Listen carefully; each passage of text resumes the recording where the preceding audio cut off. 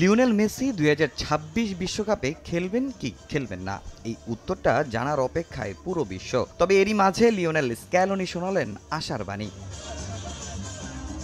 কাতার বিশ্বকাপের পর back to back Copa America, Argentine সুপারস্টারের ক্যারিয়ারের ১৬ কলা পূর্ণ হয়েছে আগেই। এরই মাঝে গুঞ্জন ছিল আর হয়তো আন্তর্জাতিক ফুটবলে দেখা যাবে না বিশ্বসেরা এই ফুটবলারকে। বয়সটাও যে হয়েছে ৩৭। তবে মেসি এখনও অনেকের চেয়ে সেরা। আন্তর্জাতিক কিংবা ক্লাব ফুটবল সব জায়গাতেই গড়েছেন কীর্তি। মেসির এমন পারফরমেন্স ভক্তদেরও দেখাচ্ছে বড় স্বপ্ন। আরও একবার বিশ্বকাপের মঞ্চে তার ফুটবল শৈলী দেখার অপেক্ষায় আছেন তারা। কোচ স্ক্যালোনিরও প্রত্যাশা মেগা আসরের স্কোয়াডে মেসিকে পাওয়ার ব্যাপারে, যদিও তার মতে সিদ্ধান্তটা কেবলই মেসির। প্রথম কথা হলো, সে এবং তার সতীর্থরা ভালো করে জানে হাতে এখনো যথেষ্ট সময় আছে। মেসির সঙ্গে বাকিরা বিশ্বকাপ খেলতে আগ্রহী, তবে বিষয়টি কোন দিকে যায় তা জানতে আমাদের অপেক্ষা করতে হবে।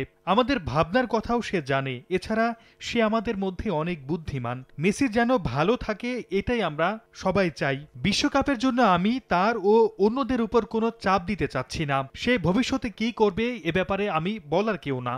মেসিও এমন প্রশ্নের মুখোমুখি হয়েছেন অনেকবার, তবে সে সময় তিনি জানান ফিটনেস ও স্কিল বিশ্বকাপের আগ পর্যন্ত ঠিক থাকলেই কেবল জানাবেন নিজের সিদ্ধান্ত। তামিম হোসেন, সময় সংবাদ।